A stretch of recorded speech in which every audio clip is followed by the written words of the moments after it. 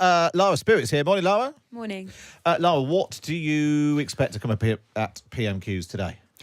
Be an interesting PMQs today because I think quite a lot of people will expect that, or would have expected that we'd see a bit about that Privileges Committee hearing this afternoon. But of course, we've recently seen Lindsay Hoyle write to MPs and urge them to show restraint in allowing that committee to continue its work without interruption or interference. So I think MPs might think twice before interfering in some meaningful ways. And as you said before, I think the key question is whether or not Keir Starmer has anything to add on that as well. You could see those kind of slow burning but always repeating issues that we see in PMQs around the cost of living come up. Of course, it's the first PMQ since the budget as well. I think we've seen the typical Labour attack line on that pension reform slightly scuppered or at least complicated this morning by that news that Sir Keir Starmer himself benefits from a particularly special pension allowance, pension pot himself. So I think Labour probably working out how best to go about that too. But interested to see what Patrick thinks about that particularly as well. Yeah, normally Patrick, PMQs is sort of the big tent pole of the day, but there's an awful lot going on in Westminster, as well as Boris Johnson at the Privileges Committee. There's this Brexit vote. We've heard more about who isn't happy with it. Yeah, exactly. You have a sort of rogues gallery or Hall of Fame, depending on your constitutional persuasion, of Conservative MPs. Some big names, some not so big names lining up to oppose it. Mark Francois has just given the formal indication that the ERG or what's left of them will vote against it. So, if the Tory MPs behind Rishi Sunak want to express their discontent with the government, that's the more obvious route for them today. As for Labour, there's an interesting question. What's Keir Starmer focusing on in the coming weeks? Crime. What have we had in the past 48 hours? A very damning report from Dame Louise Casey. Keir Starmer, very interestingly, in his statement on the Casey report, spoke of his experience rebuilding the police service in Northern Ireland, which is a favourite theme of his. So maybe he'll bring that up. I was actually speaking to a Labour Shadow Cabinet Minister last night who said, don't be surprised. Clang. Yeah, that's how I spend my weeknight evenings. Who was, a close personal friend of mine in the Labour Shadow Cabinet. Other people have hobbies, but Patrick goes out with Shadow Cabinet. Sorry, what were they telling you? They were telling me that don't be surprised if Keir Starmer keeps talking about the Metropolitan Police, because his experience in Northern Ireland is what made him a politician. Someone wrote a column about this in the Times a couple of weeks ago. Very good it was too, Patrick. Thank you very much. And also, don't be surprised if Labour finds itself in a place in 6 months or a year's time where it says we need to rebuild the Met from the top down, because that's Keir Starmer's politics, institutional reform, setting targets, fixing institutions that looked unreformable at one time or another. No, when you're back doing Best at the West after 12:30, we'll be interested to see if there are interventions from the Tory backbenchers on Brexit, on the budget, on any of the other things that they're quietly grumbling about. Yeah, I think it'd be very interesting. Obviously, we know that Boris and Liz Truss both to vote against that Brexit deal, and I think it'd be really surprising if we didn't see Conservative MPs speaking about that. And obviously, also interesting to see whether anybody from the DUP pipes up about that too. I think there'll be a sense of concern that perhaps if this vote is to pass, even with the ERG or many of them, or what's left of them voting against it, that the DUP will want to log that concern more loudly than they possibly had before. Patrick, Chris Hope at the Telegraph's reporting that Jeffrey Donaldson's told the ERG that the DUP won't rejoin power sharing in Northern Ireland. So how significant is that? That's very significant, but it'll be interesting to see whether how Jeffrey Donaldson puts that himself, how much wiggle room he has left himself, because I suspect that his assembly members who are on a mere fraction of their pay and his voters might disagree with such an uncompromising stance from Jeffrey Donaldson, but never underestimate the ability of the DUP to put tactics before strategy. Well, it's going to be a hell of an afternoon. Stay tuned. PMQs Unpacked is next on Times Radio. Across the UK, on DAB, online and on your smart speaker. This is Times Radio. It's 12 o'clock. I'm Matt Chorley. This is Times Radio. In a moment, PMQs Unpacked, but first a look at the headlines this lunchtime. Boris Johnson is preparing to face the Privileges Committee. The former PM admits he misled Parliament over the Partygate scandal, but didn't do so intentionally. That hearing gets underway at 2 o'clock, but it'll pause so members can vote on Rishi Sunak's updated Brexit deal. Boris Johnson, Liz Truss and members of the ERG of Tory Brexiteers have said they will vote against it. Vegetable shortages are being blamed for a surprise increase in inflation. It meant grocery bills rose. And that's the main reason why the cost of living hit 10.4% last month, up from 10.1% in January. And we're just hearing multiple people have been injured after a large ship became dislodged from a dry dock in Edinburgh. A major rescue operation is ongoing at Imperial Dock in Leith after the vessel lurched towards its right-hand side. So amongst all the other things, we'll keep an eye on that as well today here on Times Radio. We'll have a full news roundup at past. But now, live on Times Radio and on the Times Radio YouTube channel, it's time for this. PMQs Unpacked on Times Radio. Unpacking the politics and cutting through the crossfire. Order, order. I call Matt Chorley and Patrick Maguire. Yeah, Red Box editor Patrick Maguire joins me. Patrick, how are you? I'm very well, actually. I ran for the train here, so I'm full of endorphins and ready to. It was, like James Corden at the end of a rom-com running to declare his love to Sheridan Smith or something. Yeah, that's what I look like this morning. But it's PMQs. But it's PMQs. I'm ready to declare my love to Lindsay Hoyle and Keir Starmer and Rishi Sunak. I know Davey, he gets called, and Stephen Flynn. Lots of people already watching along on the YouTubes. Hi from cloudy Gravesend, says Roger. Greetings from Ealing. Bonjour from a rainy Skane. So I don't know how to pronounce that. Hi from Liverpool, says Terry. Hi from Taunton, says Stephen. James is in Stratford. Lou's in Pennsylvania. Cambridge. God, there's loads of you. Do if you are watching along on the YouTube channel, do let us know where you are. Also, let us know how you think it's going and what Keir Starmer should have a go at. What do you expect Keir Starmer to go on today, Patrick McGrath?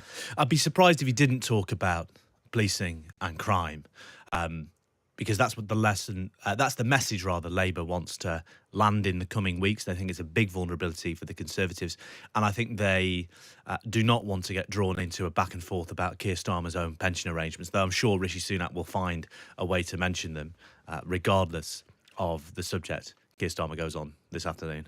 And I suppose that rather than if he does crime and he's making a big speech, I think tomorrow, isn't it? At least that's sort of on his turf, rather than just like a commentator on internal Tory soap opera of Brexit and Boris Johnson. Yeah, exactly. And he did that last week, remember, talking about how in that difficult pre-budget PMQs, talking about Tory MPs as snowflakes and, cancel culture adherents for trying to whack Gary Lineker. So I imagine they'll want to move back onto the sort of thing, what people in Keir Starmer's inner circle call the things that matter.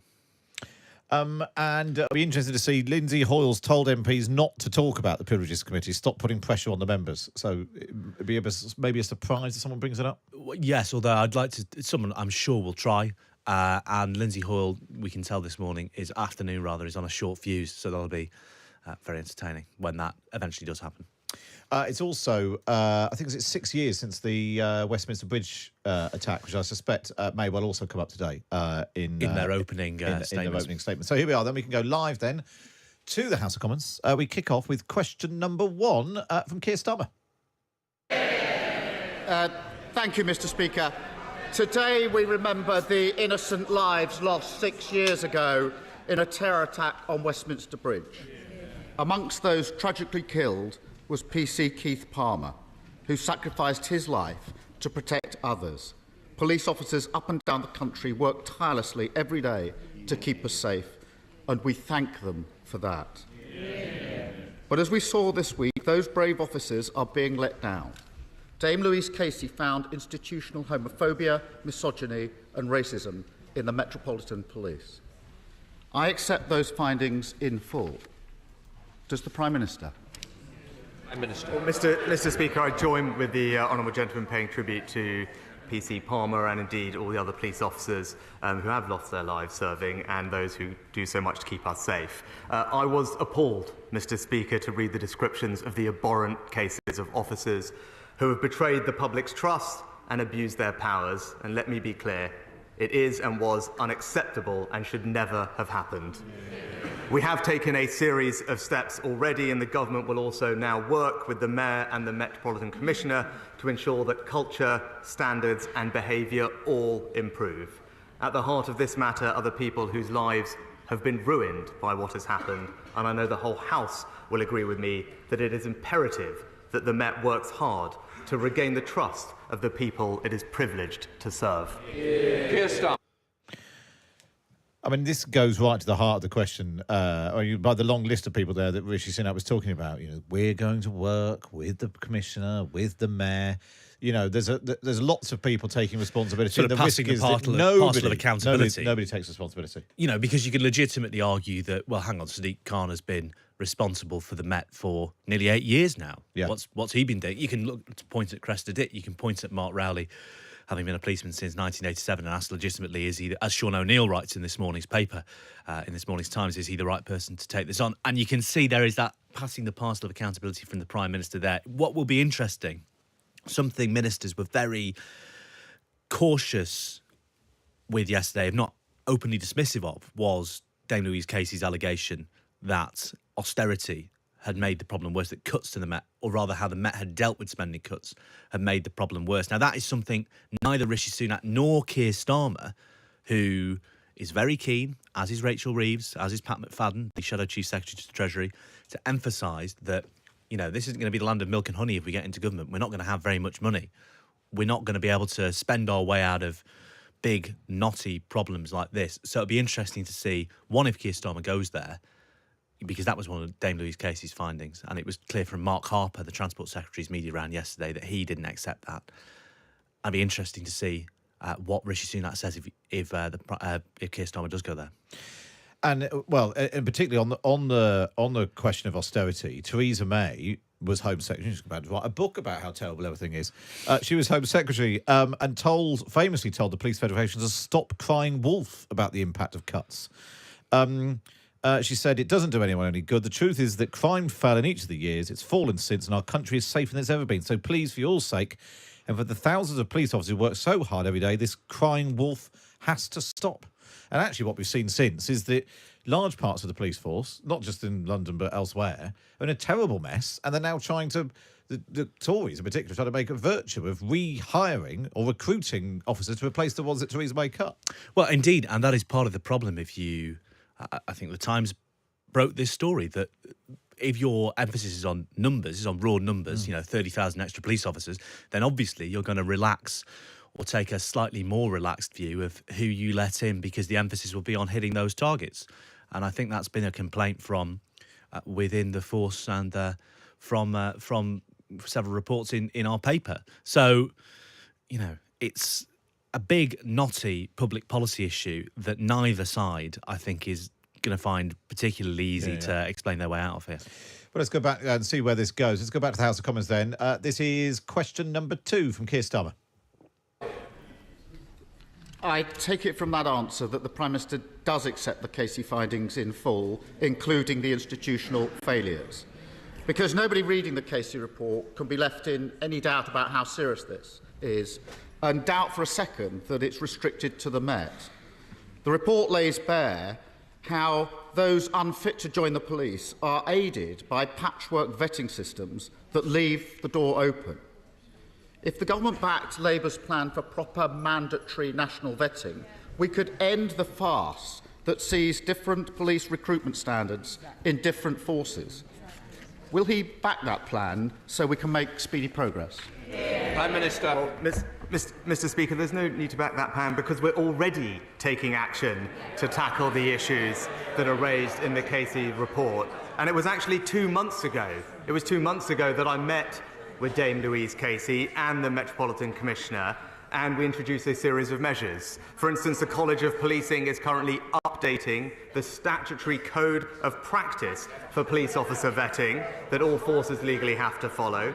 All police forces are in the process of checking their officers against the Police National Database, and in weeks, Her Majesty's Independent Inspectorate will report back on their re-inspection of all forces' vetting procedures. Now, these steps, of course, won't undo the terrible damage that have been previously committed, but we owe this action and more to the victims and survivors to ensure that such tragedies never happen again. Keir Starmer. What I found interesting about Keir Starmer's question there, he was needling Rishi Sunak on the specific point, Does he accept every one of them, including the institutional failings? Suella Bradman, the Home Secretary in the Commons yesterday, saying, well, hang on, guys, it's really unhelpful to say the police are institutionally anything or institutionally racist. She said institutional is a, big, ambiguous, contentious word, and it's not helpful to use that. So while he's making he's going off the Dame Louise Casey thing here, he's also trying to tease out divisions within Rishi Sunak's cabinet. Yeah. And it wouldn't surprise me if he tried to draw that out at the end, saying, you don't agree with your Home Secretary, the woman who's responsible for implementing this review or overseeing this. How can we trust you to make sure the Met is overhauled? Labour has a plan. Some people might find this is striking, is the reluctance by some to use the phrase institutional. Actually, Mark Rowley's the same. It's 25 years this year since the Macpherson report said that the Met was institutionally racist, and the catalogue of racism in the book in the Casey review would suggest that is still the case. Any public sector or any organisation that can sustain this culture of racism for 25 years, you think, well, that is pretty institutional. Yeah, look, it looks to be, as Dame Louise Casey said, a pretty textbook case. Yeah.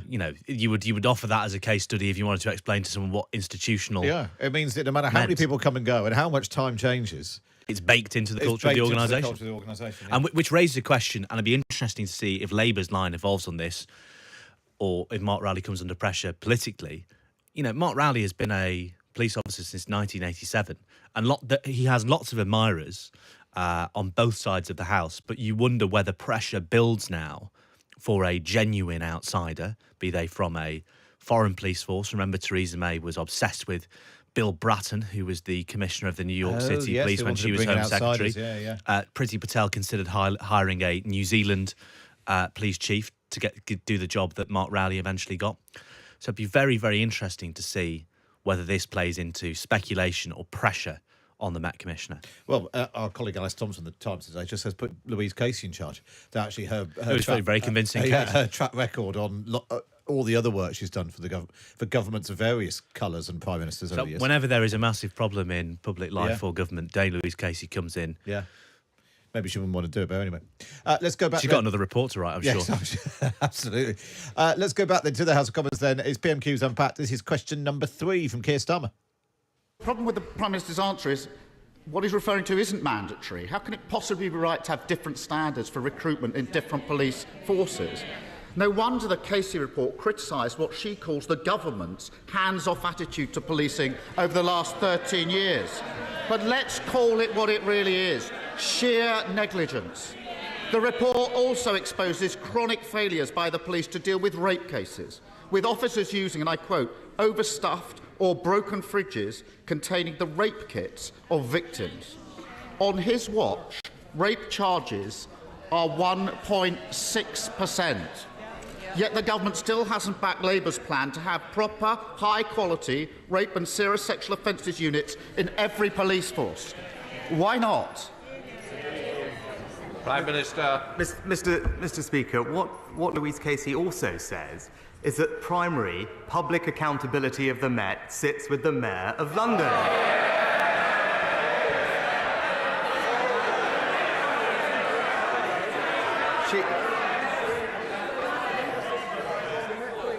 She described that relationship between the Mayor and the Met as, in her words, dysfunctional.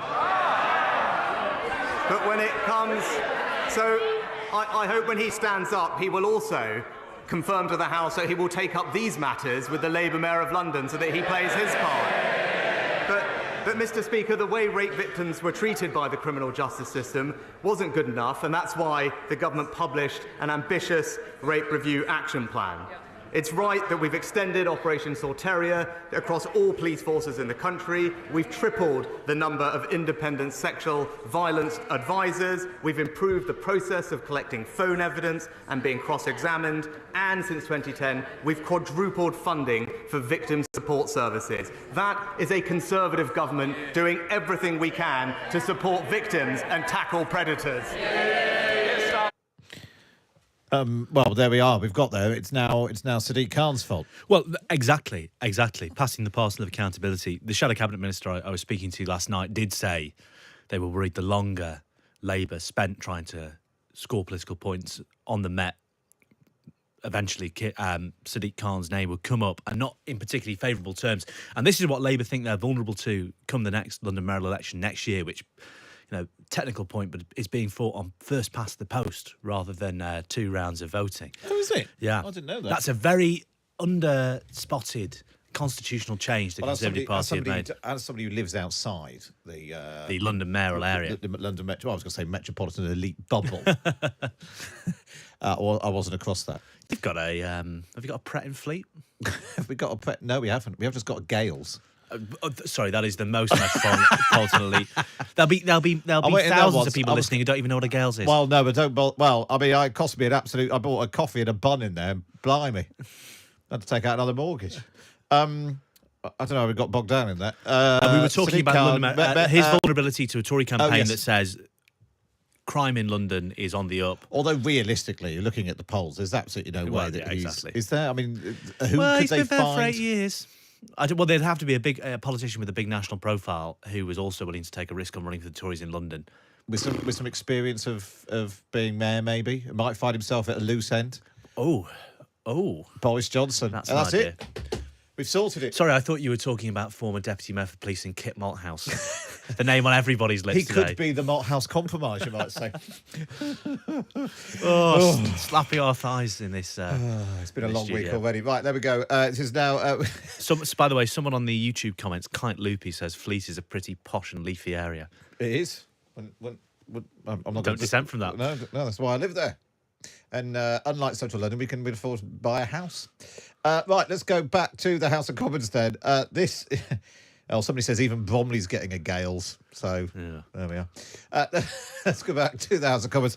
I think this is question 4 from Keir Starmer. People are fed up to the back teeth with a government that never takes responsibility and just tries to blame everyone. They can shout if they're proud of the fact that over 98% of rapists are never put before. If they want to shout about that, that's their record. Let them shout about it. You should be ashamed of yourself. The truth is simple. After 13 years of Tory government, crime is out of control and people are paying the price. Before Christmas, the BBC reported the shocking case of a woman in Armthorpe who'd been beaten with a baseball bat by burglars 3 years ago. Nobody had been charged with that burglary, and she couldn't sleep at night.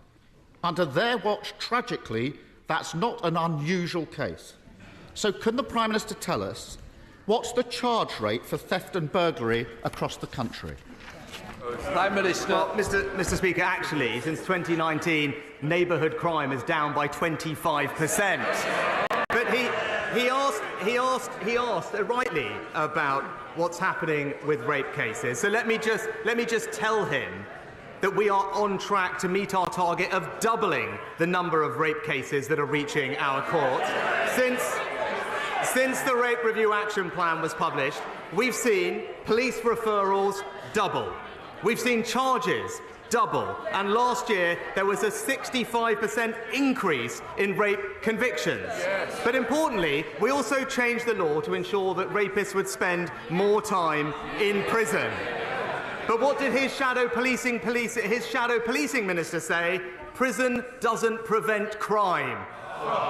It tells you everything that you need to know about the Labour Party. You can't trust them to keep Britain safe. There we are. Shadow Policing Minister? Sarah Jones. Sarah Jones, very good. I knew that, obviously. Interesting, Rishi Sunak saying that since 2019, neighbourhood crime is down 29%. It's a random point in history to choose. Presumably because in 2020, most of us were indoors. Yes.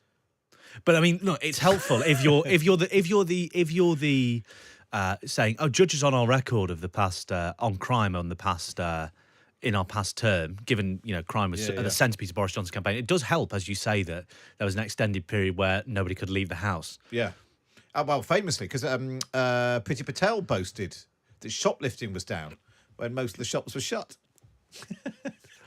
We'll miss these people when they're gone. There's a big conversation going on the YouTube channel about Gales. We don't have a Gales in Oldborough.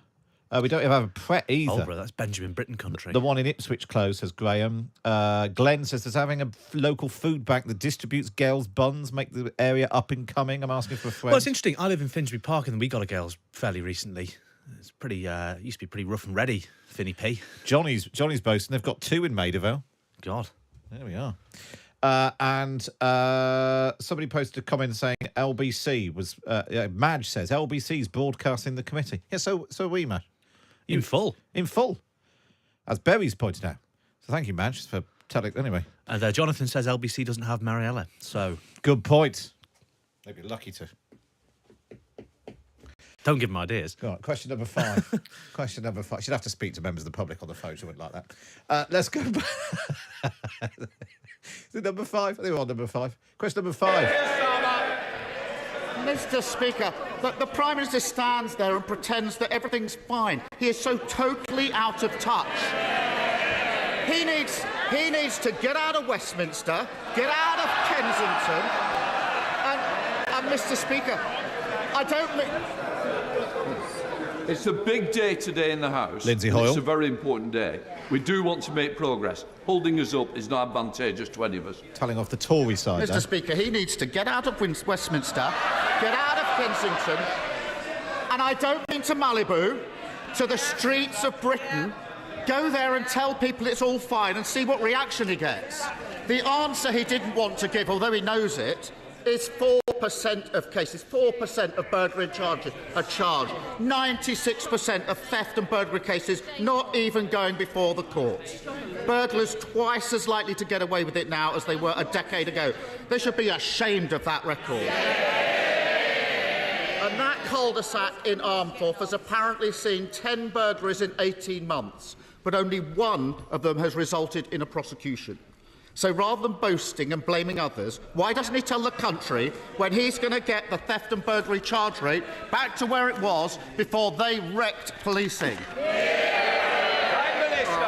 Mr. Speaker, first of all, let me say North Yorkshire's a lot further away than North London. Rishi Sunak's an MP in North Yorkshire, of course. That hilarious joke's bringing the house down, apparently. Can I say... Oh, now Lindsay Hoyle's up. I like the lines as well, but I prefer to hear them rather than jeering. Come on, Prime Minister. Mr. Not entirely sure that was necessary. No. Minister. Now then, we are going to make progress. No, he's back up again. Mr. Shelbrooke will be buying the teas in the tea room if we're not careful. Come on, Prime Minister. That's Alex Shelbrooke. Alex Shelbrooke, Conservative MP. And there'll be Yorkshire teas, Mr. Speaker. But Mr. Speaker, since the Conservatives came into power, crime is down 50%, Mr. Speaker. Violent crime down 40%. Burglary, the Honourable Gentleman mentioned burglary down 56%. Why? Because we've recruited 20,000 more police officers. We've given them the powers to tackle crime, and we've kept serious offenders in prison for longer. All they've done is vote against greater protections for emergency workers. They've opposed tougher sentences for violent criminals, and they are failing to give the police the powers that they need. It's the same old Labour, soft on crime, soft on criminals. There's a lot going on there. I mean, it feels a long time ago that Keir Starmer was taking us on a trip to Malibu, which was actually, the very start of that long and fairly torturous exchange. So it feels a bit like Keir Starmer might have been stung by the fact that Rishi Sunak keeps saying, I know he doesn't get out of North London very much, trying to paint him as Boris Johnson used to, the North London lawyer, lefty lawyer. A couple of weeks ago, Rishi Sunak says, I know you recently made a rare trip out of North London to visit Davos. It's sticky wants to beat with. So Keir Starmer comes back with, get out of Westminster, get out of Kensington. I don't know what that's about. Well, that's where he has his Muse house. Oh, is it? This time last year, remember, Rishi Sunak's wife and children course. moved out into the Muse house at the height of the controversy about the non-Don thing. So that's Rishi Sunak's family pad. And then and he says... He goes to Soul Cycle near there, of I course. don't mean to Malibu, he said.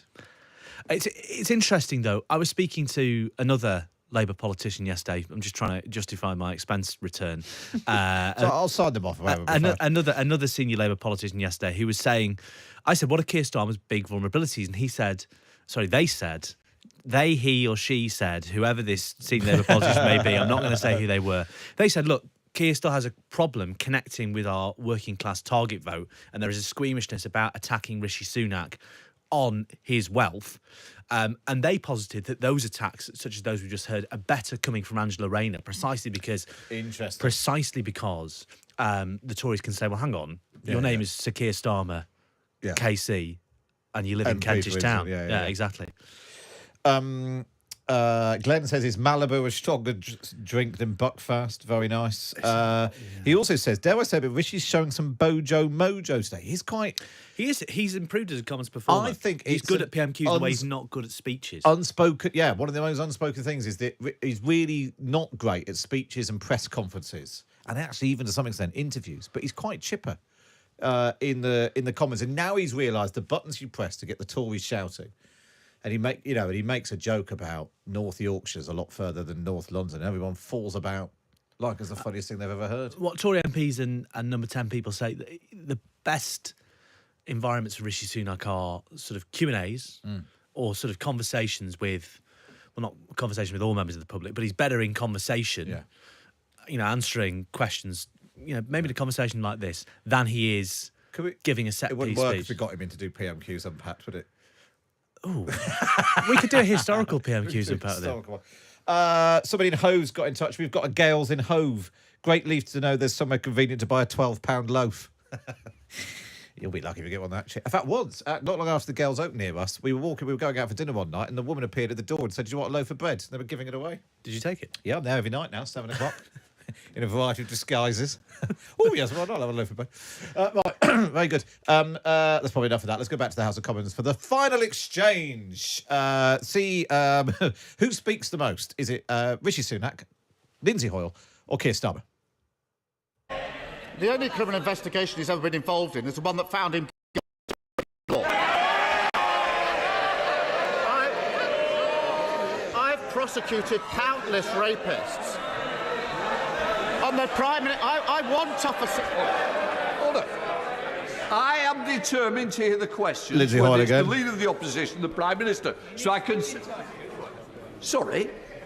I think you've got your first customer for tea, Mr. Kurtz. We keep having this little problem. We'll have no more. Alan Cairns, I think, No, Local Search MP. just a moment. So please, let's get through and let's just show some respect to both people at dispatch boxes. Keir Starmer. Thank you, Mr. Speaker. I've prosecuted countless rapists and I support tougher sentences.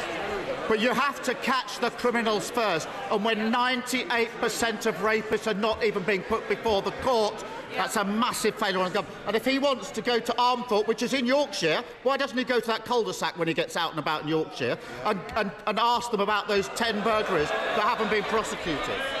The reality is, after 13 years of Tory government, they've done nothing on standards, neighbourhood policing has been shattered, and burglars and rapists walk the streets with impunity. Yep. It's the same every week from the Prime Minister, whether it's the cost of living crisis, crime running out of control, or the state of the NHS. Why is his answer always to tell this British people they've never had it so good? Prime Minister. Mr. Speaker, let me just address the issue the honourable gentleman raised, because I said at the time I respected the decision the police reached and I offered an unreserved apology. But for the avoidance of doubt, Mr. Speaker, at the moment that happened, there was a full investigation by a very senior civil servant. The findings of which confirmed that I had no advance knowledge about what had been planned, having arrived early for a meeting. But he doesn't need me to tell him that. He's probably spoken to the report's author much more frequently than I have. Sue Gray, of course. It's like a weird cul-de-sac to disappear now. We're all about cul-de-sacs today. Luke, the Prime Minister needs to answer Lindsay the Hoyle's question. up He again. doesn't need you to... I don't think we need any more. Let's keep it that way. Prime Minister. Is he beyond the Malibu? Mr. Speaker, we're getting on. We're halving inflation by paying 50% of people's energy bills and freezing fuel duty. We're cutting... And it's the same for this side. Mr. Gwynn, I don't need any more from the backbenches Labour here MP either. Andrew Gwynn now being told off. Can I just say, let's calm... Mr. Fabricant, not again. Conservative MP Michael Fabricant. He's going to name all Today's 650 a this very rate. big day. Some important decisions are going to be taken. So please, I want to get this House moving on. Stop talking, Prime Minister. Today's a very big day, so I need to be on telly as much as possible. We're also cutting NHS waiting lists by resolving pay disputes and getting doctors back to work. And, Mr. Speaker, we're stopping the boats with a new bill to tackle illegal migration. That's a Conservative government delivering on the people's priorities.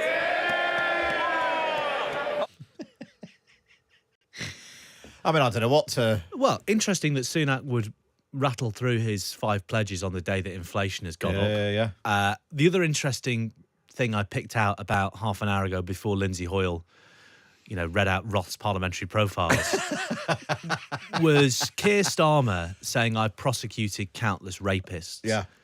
Keir Starmer, the lawyer, Keir Starmer, the politician, where does one end, where does one begin? You can pose that question about his rhetorical style, but clearly Labour are going to make much of his record as Director of Public Prosecutions at the next election.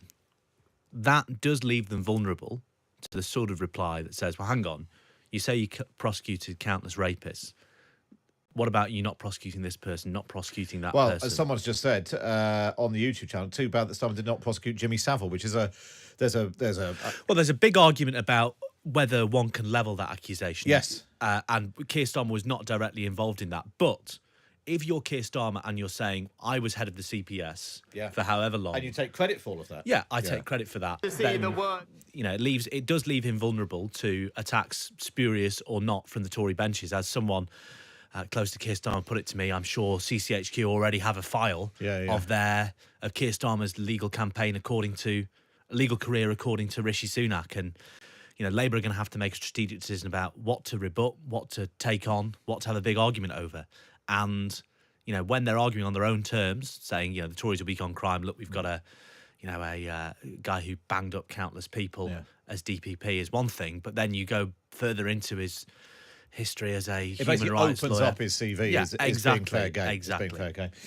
Well, there we are. That brings us to the end of PMQs. Thank goodness. It's now nearly 10 p.m. after all of the interventions from Lindsay Hoyle has just celebrated his 100th birthday. Yeah, Lindsay Hoyle is obviously being sponsored by how many times because he mentioned tea during PMQs and sending people off to have cups of tea in the tea room. Right, up next we will bring you the best of the best. Lava Spirit's been watching, so you don't have to. Then we'll find out what happened when I went swimming in the pool where John Perfumo first met Kristen Kidd, and we'll do the quiz as well. Now, though, you can stay tuned. You can now watch what Patrick Maguire and I get up to during the news on the YouTube channel as we get the very latest news update from Jeremy Lieber. Across the UK, on DAB, online and on your smart speaker. This is Times Radio. Thanks, Matt. Good afternoon. The House of Commons Privileges Committee, investigating whether former Prime Minister Boris Johnson knowingly misled Parliament over the Partygate affair, has published 110 pages of evidence ahead of the hearing this afternoon. Times Radio's Kate McCann has been wading through it and reads for us the evidence given by former Principal Private Secretary Martin Reynolds. He says in his own words, I do recall asking the then Prime Minister Boris Johnson about the line proposed for PMQs on the 7th of December, which suggested that all rules and guidance had been followed. He goes on to say he did not welcome the interruption, but told me he'd received assurances that the comms event was within the rules. I accepted this, but questioned whether it was realistic to argue that all guidance had been followed at all times, given the nature of the working environment in number 10. The Prime Minister agreed to delete the reference to guidance. But Mr Johnson went on to tell the Commons the guidance was followed and the rules were followed at all times. Yesterday, he admitted he had misled Parliament, but insisted in a 52-page submission that he would never have dreamed of doing so intentionally or recklessly. Meanwhile, an influential Conservative group of Eurosceptics are recommending their fellow MPs vote against Rishi Sunak's new Brexit deal later. The European Research Group is opposed to the revised post-Brexit trading rules in Northern Ireland, specifically the part known as the Stormont Break. It's supposed to give local politicians control over whether to accept any new EU laws. It's understood several people have been injured after a ship nearly toppled over in a dry dock in Edinburgh. Emergency crews are at the site where the research vessel is leaning at a 45-degree angle. And the rate at which prices are going up in the shops has risen surprisingly. It's increased by 0.3% to 10.4%, helped by a jump in grocery costs. To the weather now. Scattered heavy and thundery showers will develop from the west this afternoon, those most frequent in the north and west, remaining rather windy, potentially gusty in the far west, unsettled for all. Kane Reeves now has the sports. England fans in Naples ahead of tomorrow night's Euro qualifier against Italy have been urged to take caution during their trip. The FA has sent an advisory to fans that belts may well be confiscated when passing through checkpoints at the ground over concerns they could be used as weapons. Violence erupted in Naples last week between Italian and German fans. It was focused around the Champions League encounter between Napoli and Eintracht Frankfurt. Football reporter Adrian Durham is in Italy to cover the game for Talk Sport. He told us the advice he's been given by England supporters. Avoid the port area, avoid going to and from the game on a bus because buses get targeted. And this particular England fan is staying over an hour away on the train in Sorrento. He's not staying in Naples. Such is the fear among some England fans. The promoter for world heavyweight boxer Alexander Usyk has given us an update on his proposed fight with Tyson Fury. The fight is called off.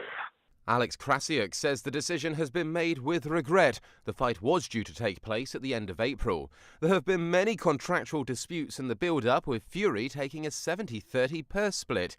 Krasiuk says more demands have forced their hand. It went too far. So there was a feeling that after Usyk accepted 70-30, Tyson Fury started to think that he can put a saddle on his neck and start riding Usyk as much as he can. It's not right. And England fullback Freddie Stewart has had the red card he received in the Six Nations defeat to Ireland upheld. It means Stewart is free to play immediately for Leicester Tigers. For more ahead of England's Euro qualifier in Italy tomorrow night and details of the deadline of bids for Manchester United, visit the Times website and app. This is Times Radio. Barclays provided the spark to help me get my first job. The spark that boosted my confidence online. The spark to help grow my business. With programmes such as Barclays Life Skills that help people develop the skills to get into work, Barclays Digital Eagles that keep people safe online, and Barclays Eagle Labs that support entrepreneurs to innovate and grow, Barclays is sparking opportunities in your community. Search Barclays Communities to find out more. A little story is easy to share. We can meet pink unicorns, pirates and bears. We can even be pilots, fly to faraway places. The magic is waiting, so let's open the pages. A little story can make a big difference, but 1 in 5 children say they don't own a book. So we've provided over 130 million books since 2013, and we won't stop there. McDonald's. Change a little, change a lot. According to 2022 National Literacy Trust survey of 5 to 8-year-olds. John Pienaar at Drive, this afternoon from 5 on Times Radio. Weekday mornings on Times Radio with NetWealth. For a clearer view of your financial world, go to netwealth.com. Very good afternoon to you. It's Matt Cholly on Times Radio, bringing you PMQs Unpacked. So we did the main exchanges between Rishi Sunak and Keir Starmer, but Lara Spielt was watching the best of the rest so that you don't have to. Lara, what caught your eye? Hi, Matt. As per usual, Stephen Flynn caught my eye. He catches my eye every single week. But his first question was about the Windsor Framework and the vote that we'll see this afternoon. And his second question was what we typically see, which is sort of summation of the general problems that he thinks are facing the country, followed by one sort of slightly pithy final quote. And I thought the interesting thing about this that we'll listen to now is Rishi Sunak's response to this, in which he says that the final, the most important priority of the people is stopping the vote, which basically is obviously in contravention of every opinion poll that we see, which either puts the NHS or the cost of living crisis at the top of people's priority. But I think it speaks to probably what he's been thinking about quite a lot recently. And I just think a kind of classic exchange between the two that's worth listening to. So if we have that. Let's take a listen. Mr. Speaker, the reality is that whilst Westminster is once again consumed by the damage being caused by Brexit, the public at home are facing the biggest fall in living standards ever, the highest tax burden since the end of the Second World War, and inflation at 10.4%. When are the Conservative Party and indeed the Labour Party going to realise that Brexit can't work? Mr. Speaker, the actions that this government is taking are ensuring that fully half of most families' energy bills are being supported by this government. We're also making sure that we're delivering for people with the cutting NHS waiting lists, and that's something that we're happy to work with the Scottish Government to learn and share best practice with them on. But we're also, Mr. Speaker, delivering on the people's #1 priority, which is to stop the boats and end illegal migration. That was the SNP leader in Westminster, Stephen Flynn, and Rishi Sunak's response. What do you make of that, Patrick? Well, look, I think Stephen Flynn is onto something in terms of keeping his own party's coalition together. You know, it's about the only safe subject he can go on at the moment. Given that given that SNP all else is falling all else is falling apart about him. You know, he's on relatively safe ground there. It exposes Tory divisions. It's about the only day this week that you can point to the Conservative Party and say it's as divided as the SNP, as the SNP leader. Because that vote is coming on the Windsor framework this afternoon. What else caught your eye, Lara? So this was a very interesting question from Conservative backbencher Sir Jeremy Wright, who asked after a constituent who he claimed had been seriously injured as a result of a COVID vaccine, and raised a question about the possible compensation schemes that we're seeing for this. Obviously a very sensitive issue, and the response by Rishi Sunak was a particularly delicate one. So I think if we'll listen to this, it would be particularly interesting. Speaker, my constituent Jamie Scott spent 4 weeks in a coma and remains seriously disabled as a result of a COVID vaccination.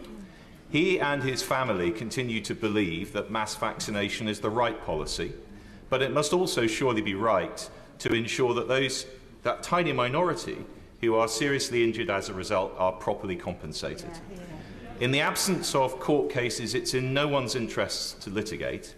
The current limit on compensation is £120,000, even for very serious and lifelong injury, and anyone who is disabled by less than 60% gets nothing at all. That cannot be right. Will my right honourable friend look urgently at changing it? Mr. Speaker, it is important to start by recognising the importance of vaccines in protecting us all, and not least the fantastic rollout of the COVID vaccines across the UK. But I am very sorry to hear about the case that my right honourable friend raises. In the extremely rare case of a potential injury from a vaccine covered by the scheme, a one-off payment can be awarded. This is not designed to be a compensation scheme, and it does not prevent the injured person in pursuing a legal compensation claim with the vaccine manufacturer. We are taking steps to reform vaccine damage payment schemes by modernising the operations and providing more timely outcomes. But of course, I'll be happy to talk to the honourable gentleman further about it. Read into that, Lara, because clearly we know so many millions and millions of people have had vaccines. They say that the risk, there's no risk, but it's a very small risk for a small number of people. But clearly there needs to be something done about those people, and both Jeremy Wright and Rishi Sunak there being very careful about the language, not to get into Andrew Bridgen territory, where, because he had a debate, I think, last week on the same thing. This isn't anti-vaxxing. This is some people, which they completely understand, have suffered side effects, and they ought to be looked after. Yeah, and in this case, it seems serious injury. So it will be interesting to hear how that line develops, because obviously you heard Rishi Sunak there saying that, individuals are free to pursue compensation claims with the vaccine manufacturers themselves. Now, I haven't found the details of this particular case, so I'm not sure who the manufacturer in this instance is, but obviously it is pretty famously hard to bring a successful compensation case against And it this. takes a really long time, and it costs you loads of money. Exactly. So whether or not this was within the government's scheme, unclear, but I think it will be interesting to see whether or not more of these cases are raised. It'll be interesting to see whether or not Rishi Sunak changes his position on this, if that becomes the case. Lovely. I think that's all we've got time for this week. Thank you for watching all of that, Lara. Thank you, Patrick Maguire. Thank you for watching along on the YouTube channel. If you were watching on the YouTube channel, you would have seen us make some nice paper hats out of newspaper. But if you weren't watching, you'd have missed all of that. Terry says, I bet Patrick applies a match to the back of Lara's hat, typical of the Times sixth form study. That's the sort of hijinks we get up to here. Terry knows us too well. I imagine if you set fire to a piece of newspaper with this, very quickly we'd all be evacuated and standing outside, and you'd be very unpopular. So don't do that. I'm telling you not to do that. And thank you for telling us where you do or don't have a Gales. Gales. Did you talk about about Gales? Yeah, we'll be talking about At some Gales. length. At some length. Yeah, because you were listening to the bits so we don't have to. Yeah, Rachel Jules got us a weather update of what's happening across the country. Gales. Yeah, there's Gales happening right across the country. People now Sally's emailed me about the best coffee shop in Fleet. Apparently it's Cafe Amici. Do you have a Gales in Fleet? We have just got a Gales in Fleet. Amazing. My favourite bar in Southport is called Amici. I think this is different. Of course it's different. It's run by the Anelli family. Great family friends of mine. Great cocktails. Are you now... Hang on a minute. It's fine for me to talk about Gales when I've not got shares in them. Are you now just name-checking things so you can get free cocktails? I'm already given a friends of the family discount. So... Unbelievable. There's an off-menu cocktail just for me. What's in it? It was a Patrick Maguire cocktail. Yeah. Is there? Well, hang on. It's not... Well, but you won't tell us what's in it. But no. Look, the embarrassing thing is, you know Purple Rain you can get a picture of at Wetherspoons? Yeah. They consider that too down market to have on their menu, but they make it if I ask for it. Right. So it's not like an off-menu... So what's in it? So much food colouring. Like the blue curacao, lemonade and something else. And gin, maybe. And is it purple? Yeah. Right. Deep purple. Well, the next time you're in doing PMQs, we'll have a jug of that. Picture of Purple Rain. There we are, more of you now. Cafe Amici's a good cafe. Right, there's enough of this. Right, lovely to see you both. Up next, some much more serious political coverage. Find out what happens when I went in a swimming pool and talked about John Perfumer. This is Matt Chorley on Times Radio with NetWealth. To find out more, go to netwealth.com. Gales. Kate Borsay, tonight from 8 on Times Radio. If up to 4 hours of Boris Johnson this afternoon doesn't quite slot into the diary, fear not, we'll take in what he's had to say to the Privileges Committee with legal and political counsel, maybe over a slice of cake. There's also MP's first vote on Rishi Sunak's new Brexit deal. We'll look at that with the ERG member, the MP Greg Smith, and we'll take in all the top stories of the day with Politico's Esther Webber and the TV legend that is Lorraine Kelly. Kate